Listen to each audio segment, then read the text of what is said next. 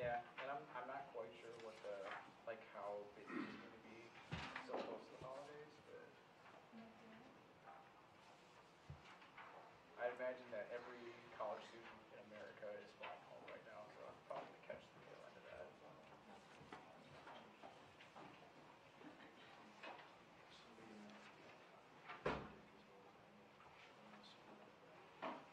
Did you see Laura upstairs? Oh. A call to order the meeting of the Minnehaha Creek Watershed District Board of Managers, December 17, 2015.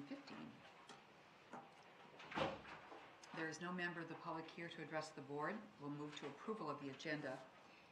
There is a short question on the minutes, and I wonder if we can't handle that and still have it on the consent agenda. Let me run it by you and see what you think.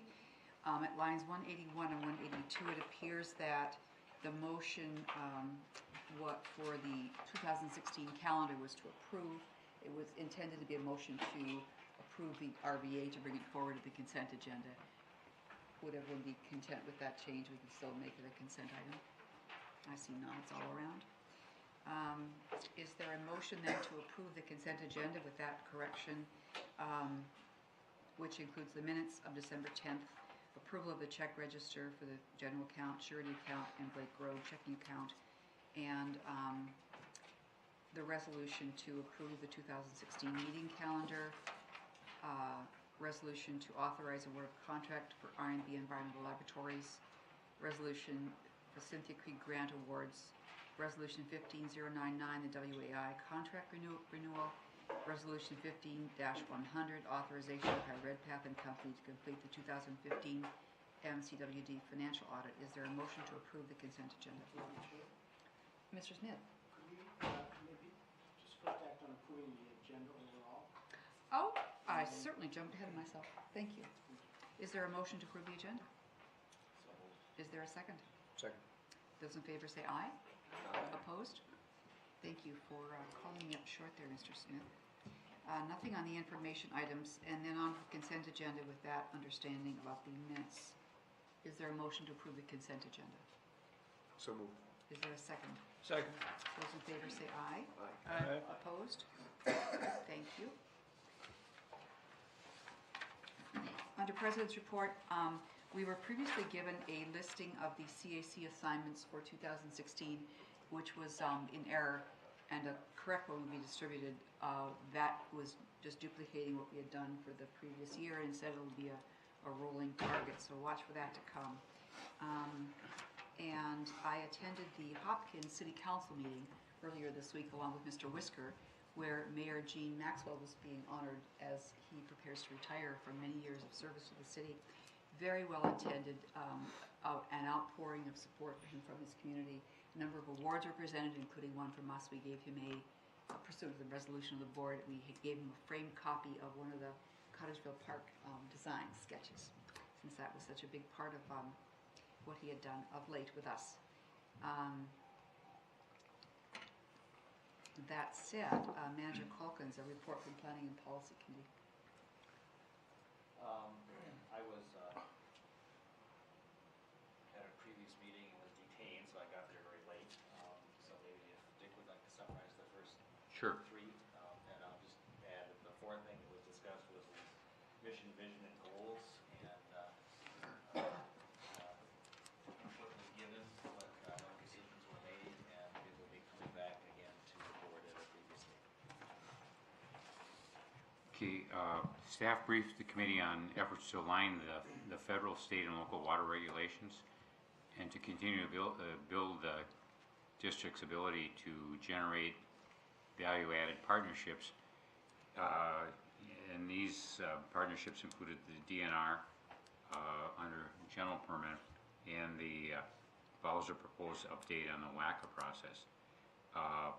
Also, reviewed work proposed with the Army Corps of Engineers to evaluate the potential for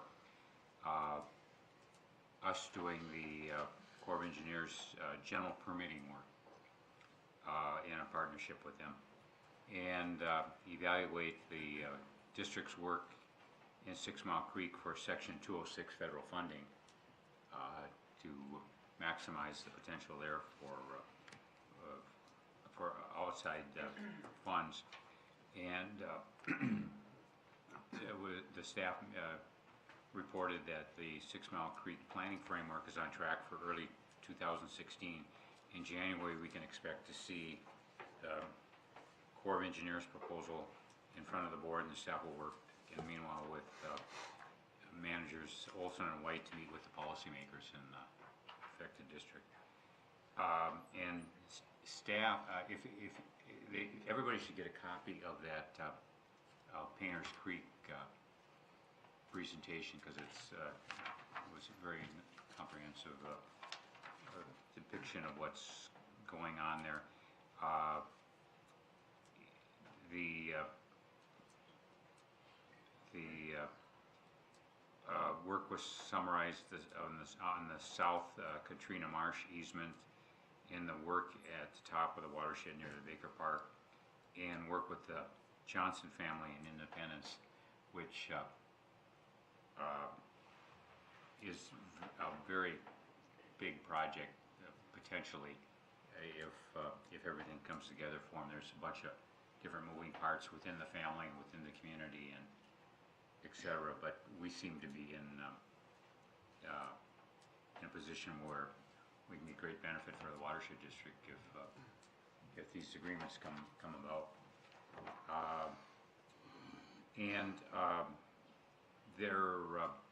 There was one request that we should bring to the board, and that's authorize the staff to enter discussions about the potential for entering negotiations with what family is that? The Teller family, Teller? yes. A Teller family down on what lake? Pearson Lake. Pearson Lake in Carver County. And the staff has been working with the Carver County Soil and Water Conservation District and others in trying to bring about this very complex project because of ownership interests. And we're not, the staff is not asking for the board to negotiate with them for potential easements or purchases, but enter the discussions with them to make sure that they're that they have the knowledge that the board has authorized the staff to do that, and that they'll come back with us with a proposal, a request for entering in negotiations later. So I'll make that motion. Is there a second for that motion? I'll second. Any further discussion? It It was a recommendation of the committee. Yeah. James, maybe you could refresh the board on our previous discussion several years ago about the site. So we've had a lot of discussion in the past about it, but I can't recall the details. Mr. Whisker. Manager Miller, managers, the land that we're talking about is on the north end of Pearson Lake, owned by the Teller family, and represents about 30% of the land and pollutant area draining into the headwaters of 6 Mile, and is identified in the Watershed District's capital improvement plan as 6 Mile Creek 1 for capital improvement to deal with runoff that's coming from agricultural land into the north side of Pearson Lake. Within the more recent years, we've worked with the Pearson Lake Association, or as they're known, APPLE, and one of the landowners on the north end who receives runoff from the agricultural drainage area, and his name's Steve Moen, who's expressed a willingness in the past to donate easements for water quality, and that was explored and wasn't deemed feasible without additional lands working to the north onto the Teller's property. Renee Clark worked on the project at that time and had some preliminary conversations with Carver SWCD and the Tellers, and that really wasn't a solution that was viable for a variety of land interest and ownership issues. And so since then, working with the Pearson Lake Association and Carver Soil and Water Conservation District, staff's come up with a different approach that could potentially result in a 50, 60 acre wetland restoration, and really solving the issue in a more comprehensive way while hopefully addressing some of the land interest issues. That's been the subject of 2 previous Planning and Policy Committee discussions, and as Manager Miller outlined, this evening staff provided an update on where we were in the process and just wanted to make sure that we're gating the process and the board knows what we're doing, and so we're requesting authorization to reinitiate discussions with the landowners more formally. And if the 3 members that own the property each individually express interest in second conversations, that will give us to go ahead to come back to the board, start talking about values, and request authorization to enter negotiation for acquisition and fee or easement to support the capital project initiative. Thank you. Are there any questions, Mr. Whisker? All those in favor say aye. Aye. Opposed? Thank you. Thank you.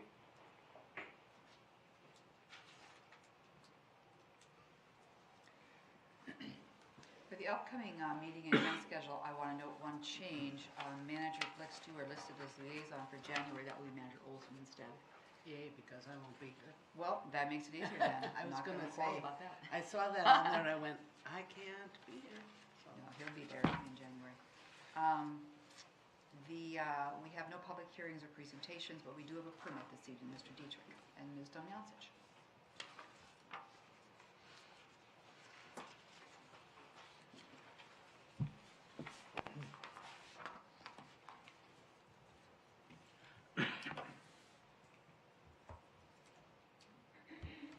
President White, managers, before the board this evening for approval is permit number 15668 for the Gleason Pond Dredging Maintenance Project. It's located at 1299 Black Oak Circle in the city of Plymouth. This project is appearing before the board as it is a district project on behalf of Gleason North Association. This evening I'll just be briefly going through the site location, the rules that are triggered, and concluding with a summary and the staff recommendation. The Gleason Pond project is located just north of Gleason Lake, so this is north of Loose Line Trail and south of County Road 6. It is the 2 ponds that you can see just to the north of the northern portion of the lake. And here is a plan view of the section that we're talking about here. The ponds aren't specifically drawn in, but this is as close as we can get to the address. The project, as proposed, triggers the district's erosion control rule, and accordingly, the contractor has provided silt fence here that's also doubling as tree protection. So basically, all of the trees are located outside this location, except for 3 trees that will be removed here and replaced with equal or better value trees. There's a construction entrance located here, and finally, inland protection here. And then all the spoils that are removed through the maintenance will be transported to Sunram's facility in Corcoran, which is located all the way up here. Here's the project location, and there will be the spoils. And that will be complete with an erosion control plan as well.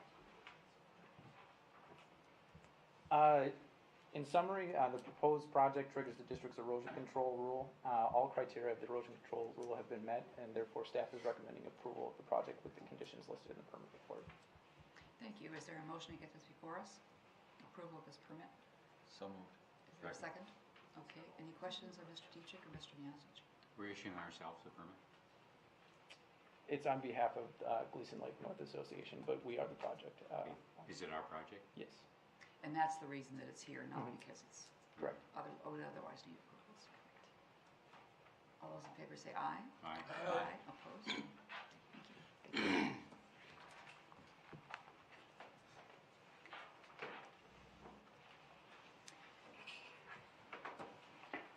Ms. Schaffler, Resolution 15-101.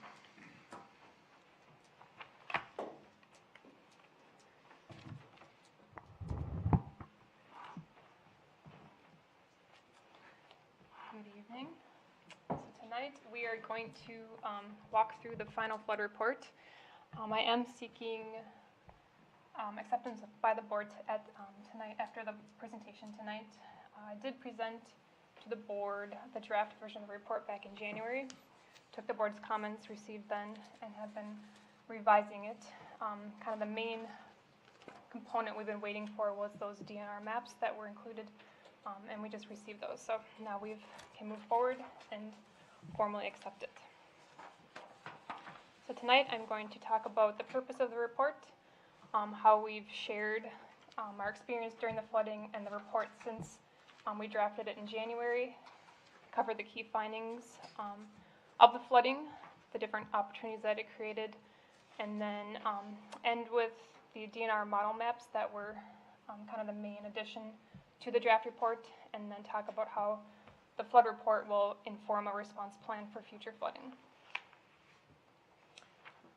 So I noted this in January, but I just wanted to state it again that it's something pretty proud of. It was a full staff endeavor to gather all the information during the flooding and then also help in preparing the report.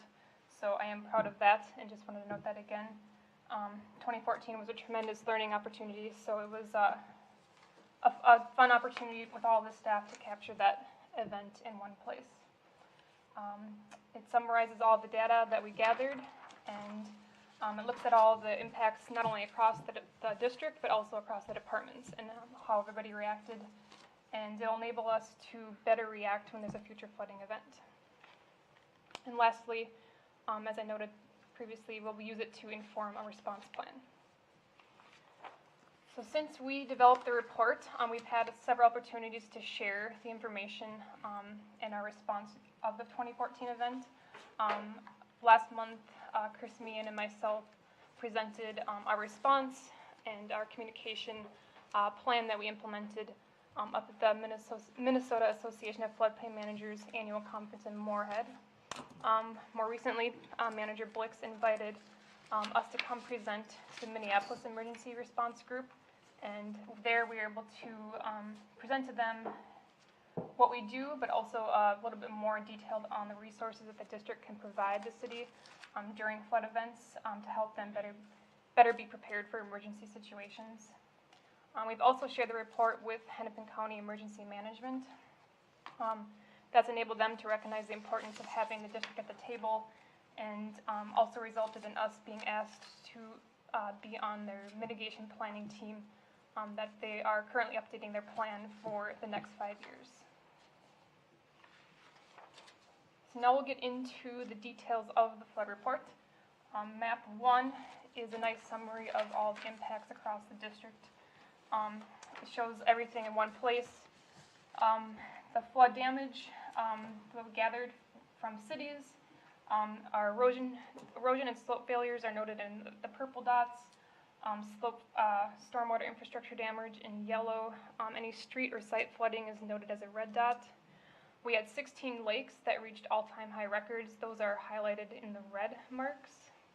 We had new stream monitoring records. Those are noted with the green crosshatch. And then we had several cost share inquiries due to high water damage, and those are noted with the orange triangle. And then also noted on all the district's main streams, any of the reaches noted in red are where we, during our stream assessments, noted pretty noticeable damage along those areas.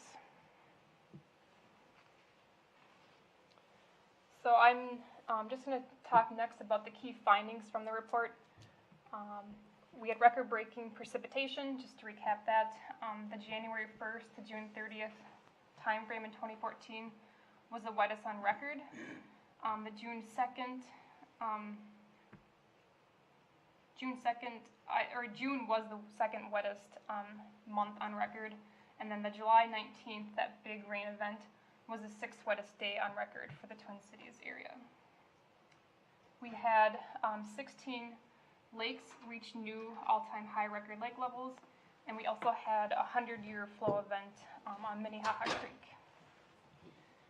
We learned that the dam operations were not a factor in the flooding. What we learned was the McGinty Road was the control. So here we have the dam on the left on May 1st.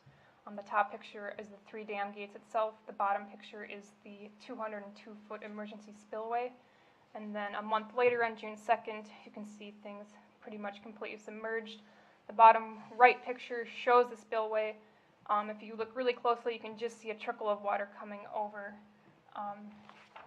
The emergency spillway was submerged for approximately 40 days, from June 9th to July 30th, and it was in that time frame where the dam was not able to actually control how much water is being discharged.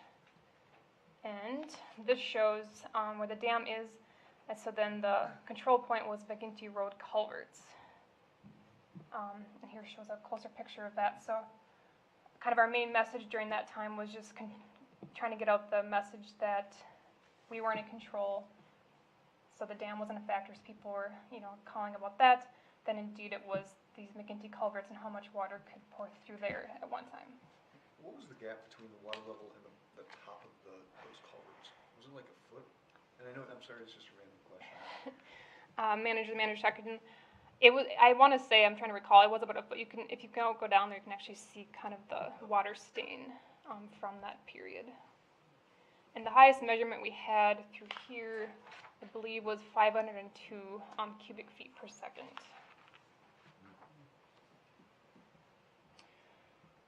Another big thing that came out of 2014 was the mound sanitary discharges. But what we learned out of that those total discharges represented less than 1% of the total annual loading, so not a huge impact in the scheme of things. Past district projects, especially at Minnehaha Creek, so our Reach 8 bioengineering projects, and then our projects down below Minnehaha Falls, were very, very resilient and held up very well. So those can work as a good standard to build off for future shoreline projects. FEMA coordination, we identified about $1.2 million in damages. We finally got the final numbers in from FEMA, and they've agreed to fund about a half of that. So we're going to continue to work with, especially cities along Minnehaha Creek, in particular Minneapolis, and the Minneapolis Park Board, as a lot of that damage was in that Minneapolis stretch.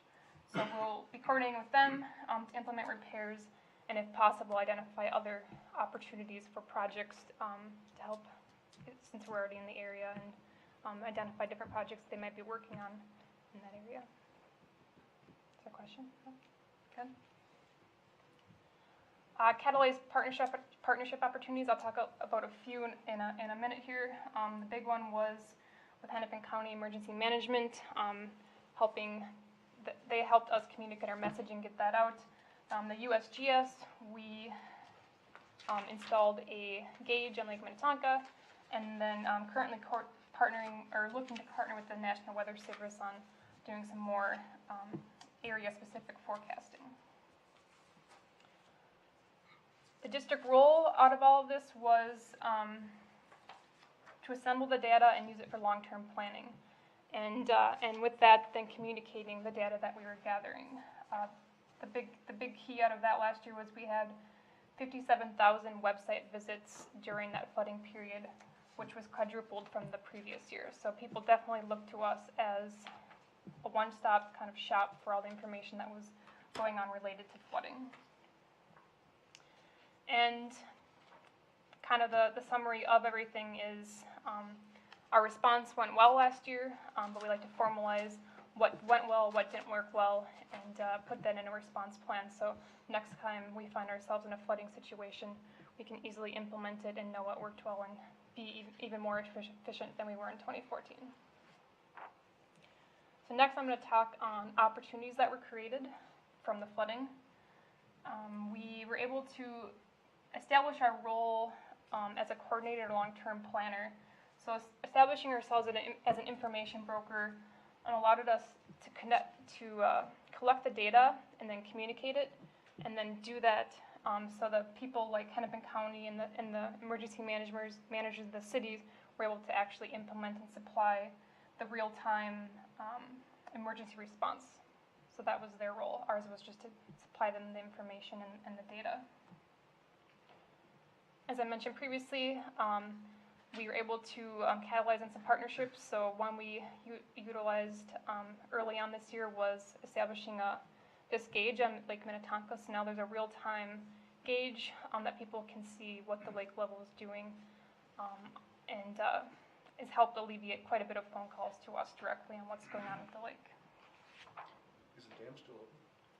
Yes, I can touch on that at the end, give you an update.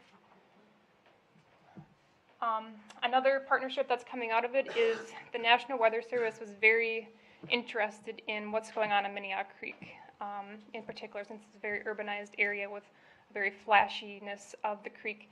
So what they're doing is they've taken our XP Swim model and are trying to see if they can input local forecasts that are coming up into the XP Swim model and predict potential flooding that might happen. So in the future, there might actually be like a flash flood warning for Minnehaha Creek in the urbanized areas. So it looks like that is going pretty well, and that might actually happen.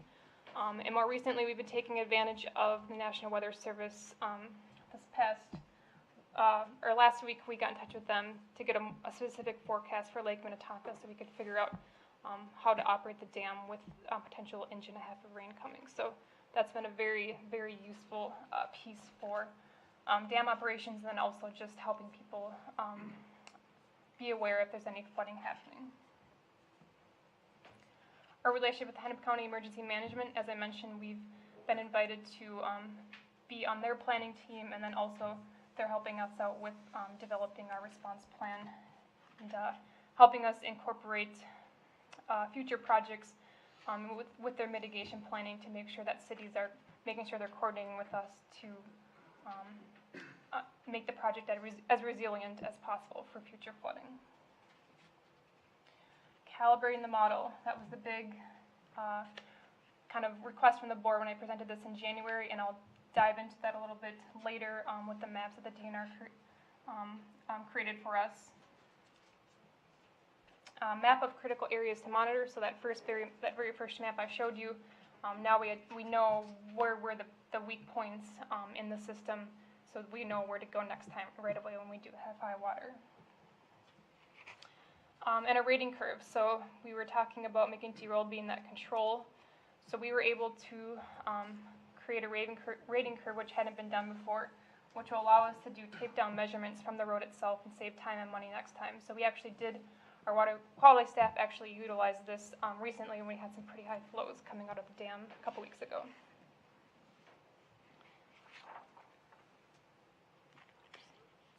And lastly, department self-evaluation and refinement. Like I said, last year went well, but definitely able to reflect back on what, in real time, decisions we had to make, and now having time to reflect and understand what we can maybe do better next time to be even more efficient. So now I will jump in to these maps. So there was 3 sets of maps in the back of the flood report. This very first one shows the current DNR model. So the area in orange shows the 100-year flood with our current FEMA model, and the hatch marks show the 2014 measured data. So the DNR had some monies available through grants to take the measured elevations that we went out and gathered during that big rain event on June 19th, and we're able to put them on a map along the whole creek to see what actually happened. So that was kind of the big piece we were waiting for to finalize the report. So the color is what was anticipated in the thatched is what actually happened. Exactly. So you can see for the whole creek what went on here. So using these maps, what we can do is investigate where there's discrepancies. So there's 2 discrepancies. Obviously, there's a big orange area here where we didn't measure the flood, but then there was an area down here where we measured flooding that the model didn't predict. So what our plan to do is, look through why that happened, and some whys might be is that we maybe didn't take our readings at the exact peak of the flooding when we went out and did it. Some of the backwater wetland areas might have peaked a little bit after we went out. The model is a hypothetical situation. This was actually reflecting real-time situation and scenarios that were happening. And another thing is the model assumes Manager Sheckman had asked me this yesterday. It assumes using LiDAR data, but that's 2-foot LiDAR data. So there's obviously 2 feet in between there where maybe the contours might actually be a little bit different, and we'll have to go out and do some field investigation in these areas where the hatch marks aren't matching up with the colored areas. One question, so just in paddling this section, the culvert on 169 here is really shallow? Is there a chance that the water was high enough that the culvert was acting as the impoundment? Manager Sheckman, managers, that's a very good possibility, because whenever we have higher water here, even this is a big paddling area where we tell paddlers if the water is too high, you're not going to get under, and there's no way to get around Highway 169. So that's our biggest kind of communication tool when people are paddling this area. On the southwest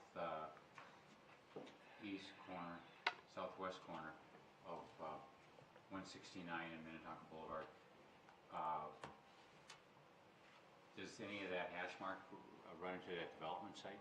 Because current apartment buildings currently being built?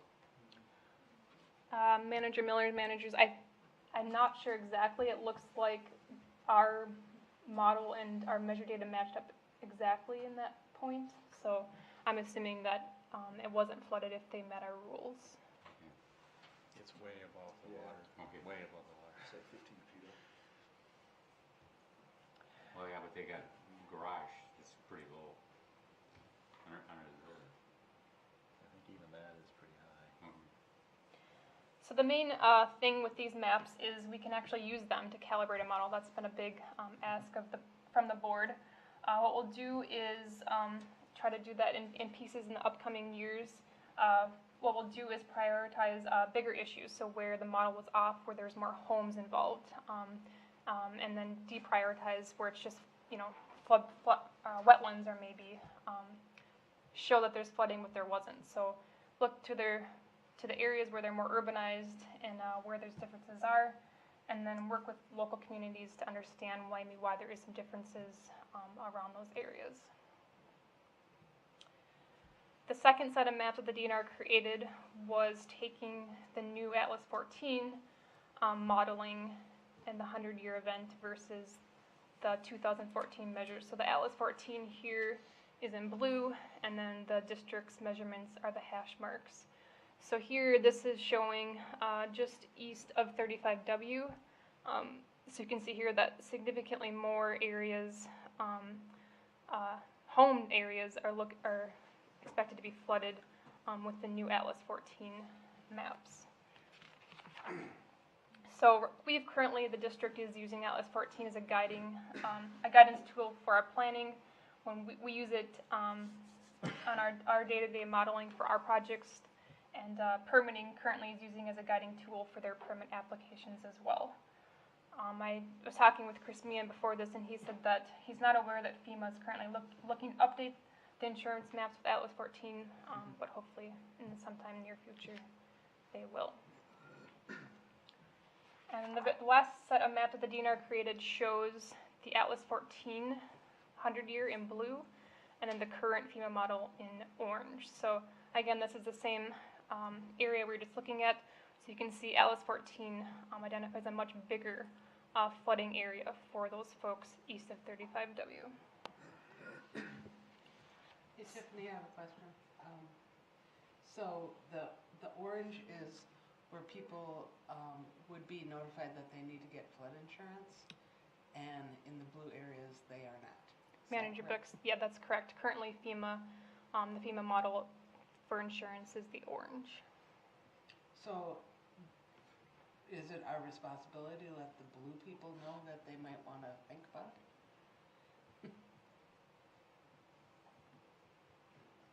Maybe, I'm not, not for you to answer, but okay. I'm just thinking that we might, is there a way to obtain a data file with the list of the addresses in the blue area? Manager Blix, managers, I believe we could get a shapefile from probably the DNR, and then we can lay that onto the parcels and figure out which homes that does affect. It just strikes me that that would make a good sense to do so, to just, since we know that it's likely that at some event in the future, these folks could get flooded. Manager Shackleton? I like the idea, I think we should tread into that carefully, just so that we don't create a false impression of a need for insurance. I had conversations with some constituents last year in the midst of the flooding, where they wanted us to close the dam because, and they were talking insurance issues, and that they were outside the delineated line where they needed to have insurance, and why didn't we know to tell them to get insurance? And I think we should tread carefully into that space. It's a very delicate issue, because then some of these people may go back to, their cities and say, you need to fix our pipes or something. So, Manager I think Louis wants to say, insert a comment. Madam Chair and Managers, a couple of comments. One is, I've looked at Atlas 14 reports for a lot of different watersheds in the metro area, and that's one of the biggest differences that I've seen. So it's a significant piece. The second comment is, we need to do this very carefully, mindful of what our role and legal responsibilities are, manage information that we have that are known conditions, and qualify that information with a lot of context. But in general, our advice would be not to withhold this information, but to think about an accurate, careful way, both legally and technically, to convey it. And obviously there's informational public outreach aspects of it too. So it's an important task that needs to be done very carefully. Madam Chair, Yes. can I just make a recommendation? I don't want to make a decision tonight, obviously, but I think we could turn it back over to the staff to have them come back to us with a recommendation of how to approach it. Well, my question to you would be, what would be the outcome of notifying people? I get a letter in the mail that says, wow, your house is outside the FEMA area, but you might get flooded anyway. What's the outcome? What happens then? I don't know, public, the idea is that the homeowners or whoever, business owners, at least have the opportunity, they know that there is some potential impact, and then they can choose what their outcome is. But those are the people who actually did get flooded a year and a half ago. So they know they were flooded. No, these are the people that Well, that's are the, likely. So that's not the actual map, Yeah. right? no, I'm sorry, I apologize. Yeah. My mistake. I Manager Shackleton? was going to ask at the end of this if we could have, and I know we've been triaging responses through this whole process. But if I was going to ask if staff could come back with recommendations for how we should operate differently or how we should communicate, anything that's beyond what we have already begun to implement, just because there are opportunities to learn lessons here beyond just what we've done, and if we do have revisions to maps and need to engage more than just at a technical level, but at a policymaker level. The piece about Mound and what happened there is, I view as being very akin to what we have with stormwater pipes in Minneapolis. It's different, but there's, I think, a space to engage, and I don't know what that is. Would this be part of the response plan, something around this? Mr. Whisker, you come up and like to speak? Well, just building on the couple comments here and just asking Tiffany offline, this information's just been aggregated and is sort of being presented here for the first time and for the board's acceptance. It's been past practice that the board gets this information before we go public with it, or before we start working with people on what to do with the information, and so this hasn't even been information that we've sat down and reviewed with communities, so public works staff or planners, and I do think that we can go back after tonight and come back with a series of recommendations in terms of process and next steps for how to use the information both internally and how we work with the communities and how we roll it out publicly and in what order those steps happen.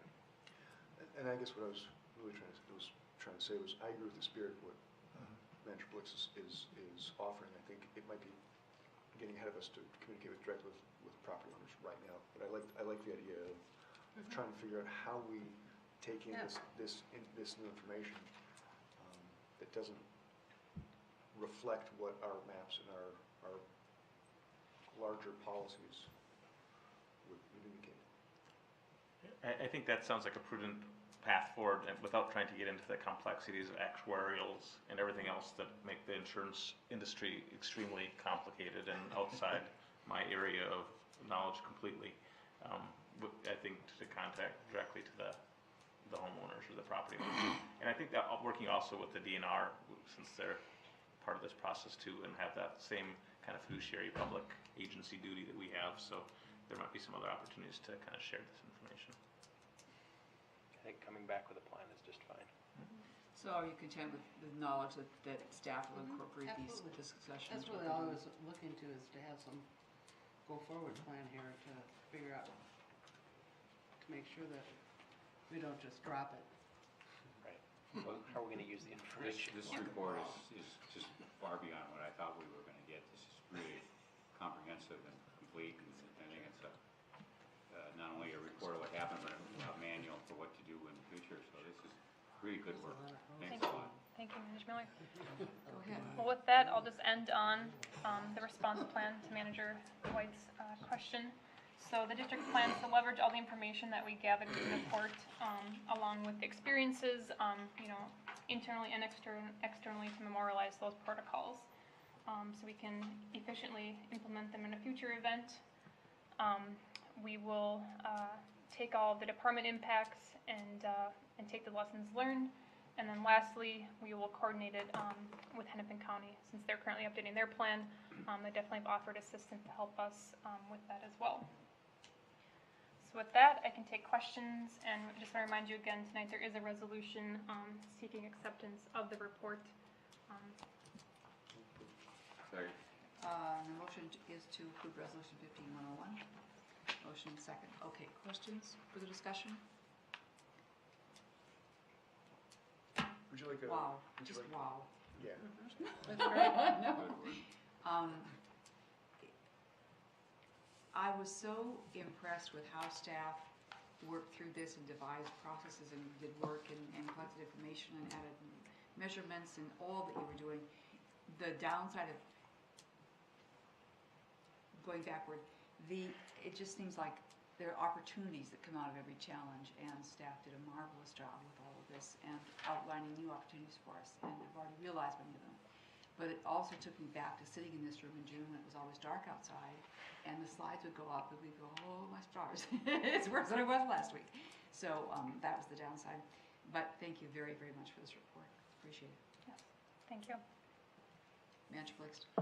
I was just, one comment that I just wanted to make was how thrilling it is for me to see that our project stood up. Yes. Yes. And I think that's pretty a testament to the work that we do, and just to say that this is a great report, so thank you. Thank you.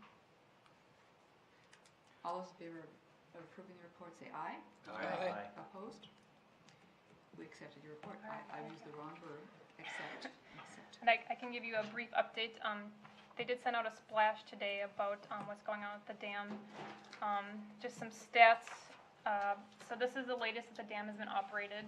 The previous record was December 10th, 1984.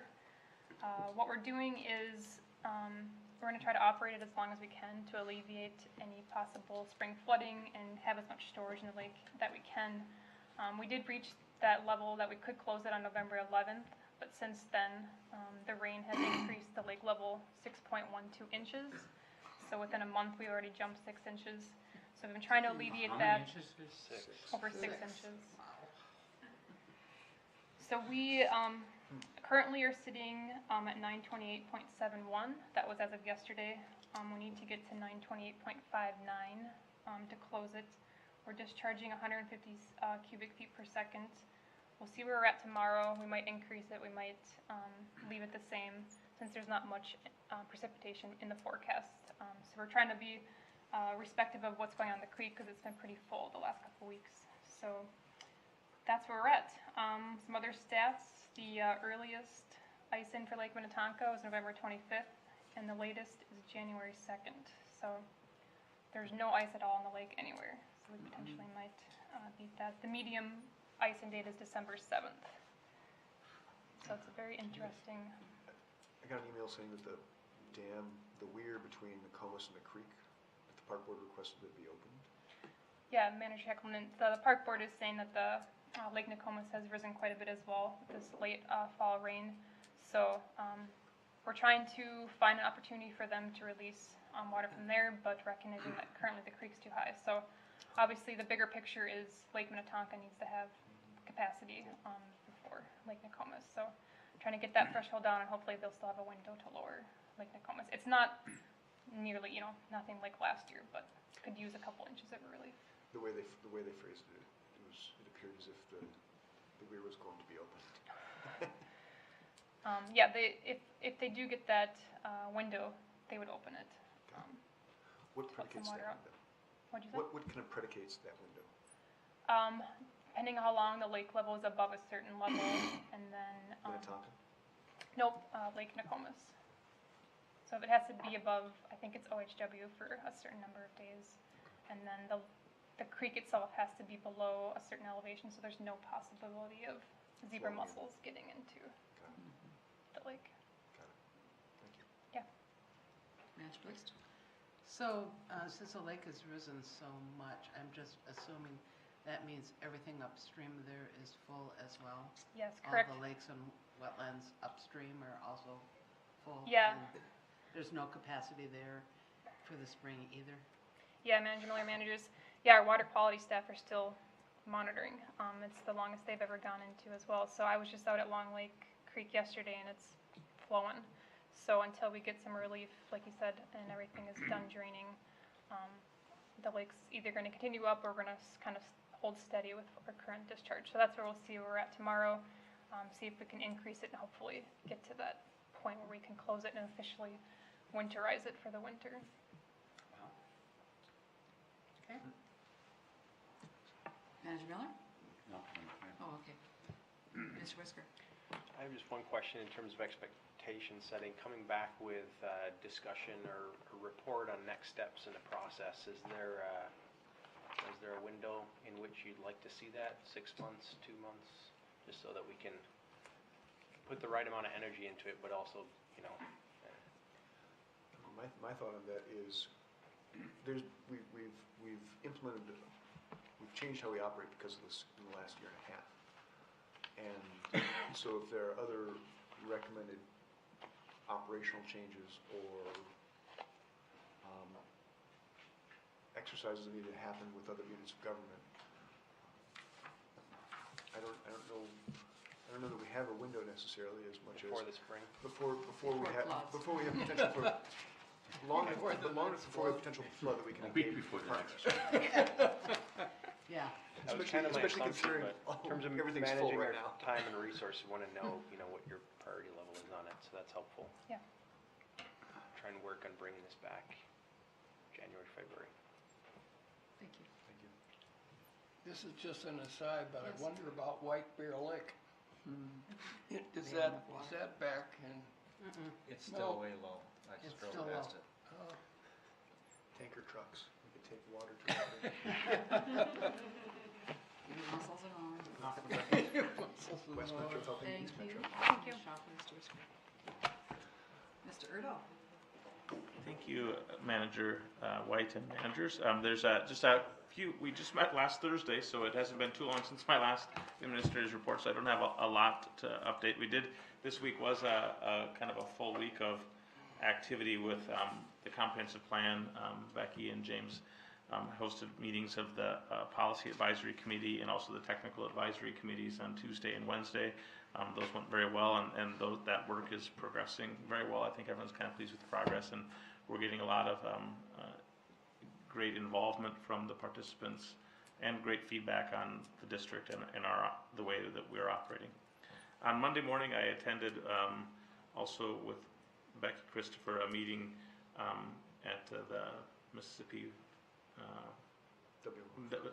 MWMO, all these different acronyms I'm still catching on to. And that was in Bowser meeting that focused on one watershed, one plan, and it collected a few metro area watersheds, both districts and management organizations, to talk about the plan and its potential impact on metro area things. And they're still in the very early information gathering stages in terms of if there's an impact at all, and if so, kind of what that might be. But they're still just kind of meeting with some folks now, talking about some of those efforts. And then also I've had some meetings this week to initiate the contract discussions with both the firms that were selected for legal and engineering services as the board authorized. So hopefully we'll have that finalized by the end of this month, so it's all ready to go for the 2016-17 contracts. Thank you very much. The meeting is adjourned.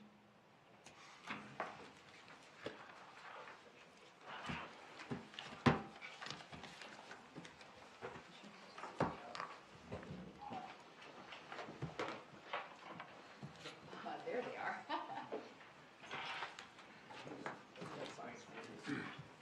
Tiffany? Oh, you already, I was thinking, I was wondering if you already have all that. Is that all the resolutions for today? Yeah. Okay. Perfect. Now that we actually have this in the consent agenda and it's passed, this is an engagement letter for Brett Pan. I didn't want to presume that that was going to be passed before it was in the consent agenda this evening. Yeah, for the. Put things in front of me and get your pen. I guess I had this last week, and they had already done the So your drive home should be state better than prior, so is there a time issue? Okay, because we could do a first check too if we need, otherwise we'll just get past the next one. That's okay. Okay, thanks.